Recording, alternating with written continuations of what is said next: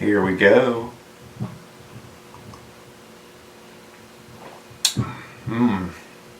A nice light lager I brewed. I didn't film it for YouTube, sorry.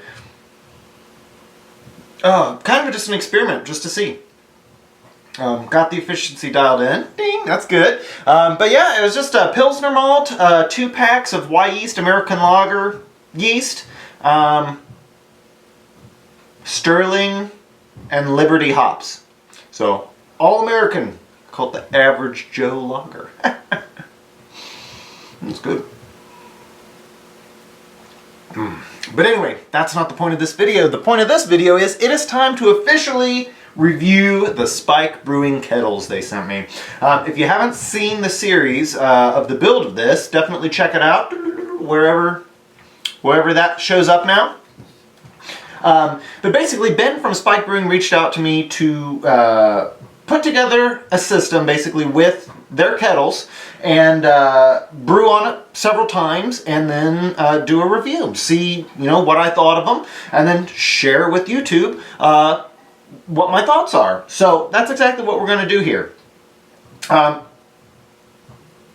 think that the Spike Brewing kettles, just right off the bat, right after using them, are awesome. I really, really, really like them. Thick metal, very high quality. I mean, they're very, very heavy, which is good. I mean, it's solid. You got a lot of boiling hot wort in there. It's kind of important that you don't have a flimsy kettle. I've basically put together a 2-vessel recirculating rims here, and basically what that means is there's a heating element inside this pot. I put all my water for the whole recipe in here right at the beginning. Grains go up here, and basically pumps out. There's a pump right down here right off the screen, but it basically goes in, pumps up, goes in through here. Whoop, actually into here, that's a thermometer port. Goes up through here, through an auto sparge, kind of burps itself in, and then gravity drains it down into my tangential port here. And so the concept for this was kind of modeled off of Blickman's Brew Easy, but also after a couple other 2-vessel rims I had seen.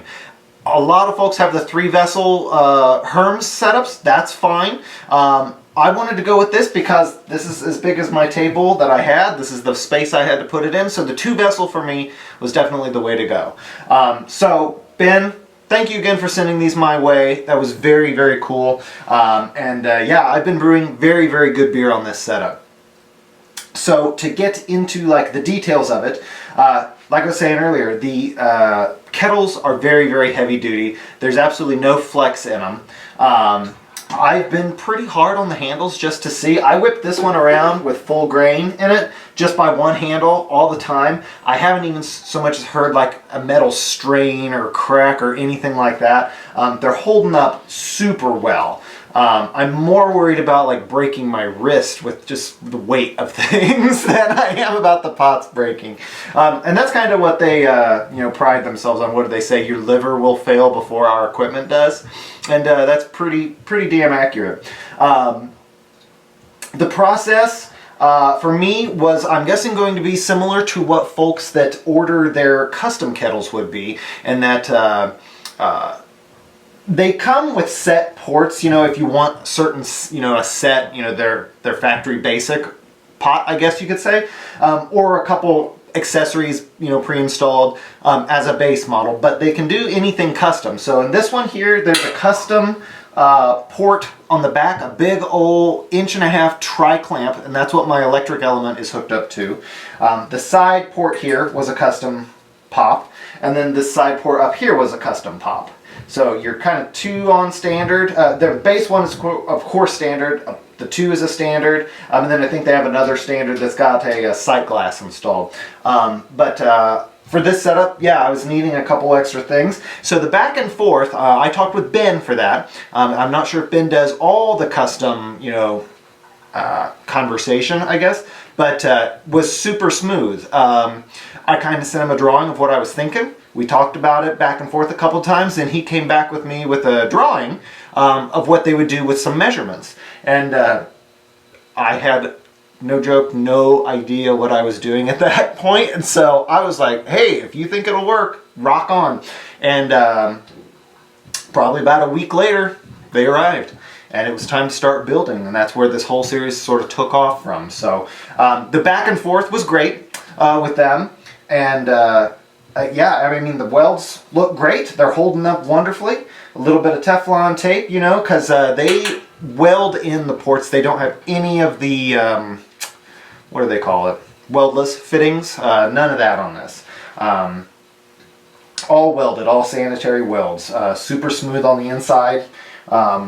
And yeah, overall, I mean, I give it 2 thumbs up, way up. I mean, they're really high quality. They're heavy duty. They've got a very flat, like a triclad bottom actually, so you can use them for induction if you want to, or it'll have even heat dispersion if you're using it on a propane tank. Or propane burner, I should say, not on a tank. You will have a tank, but it will not be sitting on the tank. It'll be sitting on the burner. Anyway, I've got my heating element directly installed in here, so I've got direct heat, so that's why it's just sitting on some heat-proof brick. And then this is up high just for the gravity factor. But yeah, so I mean, the kettles should work on just about any heat source. And again, you can have it customized to fit whatever you want. So, I mean, as far as I'm concerned, 2 big thumbs up. Their pricing is great. Their base start right around like $200, which for a kettle of this quality is really, really good. If you get, what is it? They're you know, kind of standard 2-port with the thermometer and with a valve and with the sight glass and all that stuff. I think that only is like $300, which is still cheaper than like a Blickman. I mean, we carry Blickman at BIY Homebrew Supply, and yeah, Blickman's pots are killer. They're awesome. These guys here are coming in a little bit under their price point, and the quality is killer. It's just as good in my opinion. Everything's been designed well. It's really well made. I've been purposefully abusive to these things, and they're holding up just great. I flip them on their side to clean them. You know, I'm not delicate with them really at all, and there's been no scratches, there's been no dents. I mean, you'd hurt yourself denting one of these things. So yeah, so that's my official take on it, my official review. 2 big thumbs up and a big old beer cheers. Because yeah, this has been an expansion that I've been looking to do for quite a while. I'd always thought it'd be cool to brew electric because my friend Eric brews electric, and it was just so slick. And so that's exactly what we went with this. And yeah, I'm gonna guess. So these are the 10-gallon pots. I should also say that these are the 10-gallon pots. They've got pots I think up to like 30 or 50 gallon. Like they've got really big ones. I have not seen those gigantic kettles. However, I can only imagine that they're just as good a quality as these. Yeah, should work out fine for you. So if you're gonna check them out, you know, spikebrewing.com is their site. Tell them Joe sent you, terpsichoreankid sent them. And not that that'll necessarily get you a discount or anything, but it'll be cool so that way they know where you saw, where you heard about them. It's always good for, you know, a small business to know where people are finding out about them. And one thing I've been asked several times since starting this series, this kind of upgrade series, has been basically where to get parts and what my parts list was. And I've been a little hesitant to really delve into that because everyone's setup is going to be different. However, I'm going to post a link wherever, or in the notes section somewhere, will be a link. I'm going to go through and catalog all the parts that I used in my setup here, and so that way there's a quick reference there. Almost all of them I got from my homebrew shop, DIYHomebrewSupply.com, or if you're in Iowa, BIY Homebrew Supply in Marion or North Liberty. Got all my valves, the quick connects, the silicone hoses, the plate chiller, thermometers, pump, all that I got from my own shop. The dip tubes and the false bottom I got from Spike Brewing. Kettles, of course, for Spike Brewing. And then the auto sparge, which was a Blickman part, I got from, again, my shop. The controller was a custom fabrication, so I'll just tell you, I ended up going with Ober, is it Ober or Auber instruments for the PID, and all the other components were compiled by my friend Eric, who he knows all this stuff. There's some high voltage switches, there are some very low voltage switches, low voltage LEDs, and then a couple outlets to basically, and extension cords, you know, to plug everything in. So I'll be posting that. You can click the link to check it out. It'll be a link to our website. But yeah, I would love it if you guys ended up going this route. Pick up your kettles from Spike Brewing. Pick up the other parts from my shop, please. I would love that. You know, Blickman stuff like that, we can carry all that. Currently, Spike Brewing only sells their kettles direct, and if you're looking for a custom one like these are, you'd have to talk with them direct anyway. So, get your kettle there, get your other parts with us. I'll put a link to the Ober instrument, the PID that I ordered, because you have to order that direct from them as well. Yeah, I mean, it's been a great setup. It's brewing great beer. I'm looking forward to doing many more batches on it. I'm finally, like with this batch here, I nailed the efficiency. That was something I was always coming a few points short in the last couple brew day videos.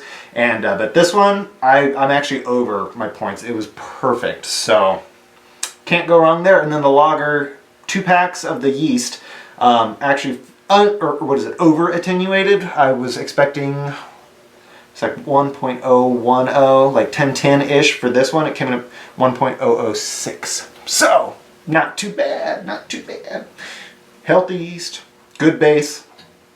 The equipment makes a load of difference. This whole setup here, yes, it is not a cheap one. However, I'm very positive this is the last homebrew equipment, you know, on the brewing side that I will ever need to upgrade to, because, you know, short of like replacing the element, when it burns out, I mean, it's going to take a long time for that thing to burn out. I have absolutely no reason to upgrade from this because it's working so well. I can crank out an all grain batch in 3.5 hours, literally from cold water to, you know, room temperature wort. 3.5 hours. It's insane.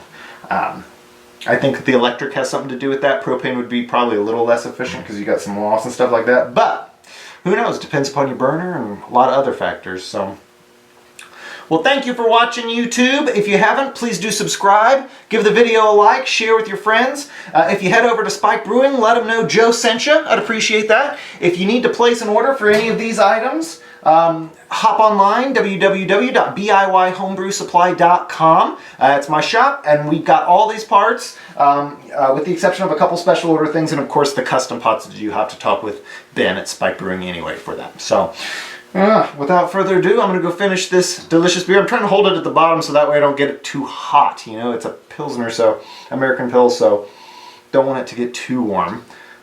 Oh, but it smells so good. Love it! I love it! This home brewing is awesome. I love it. Thank you again, Ben, for sending these my way for the review and to get this new system up and running.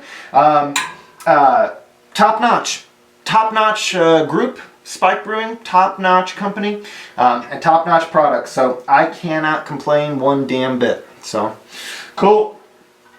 Cheers, YouTube. Thanks for watching. 17.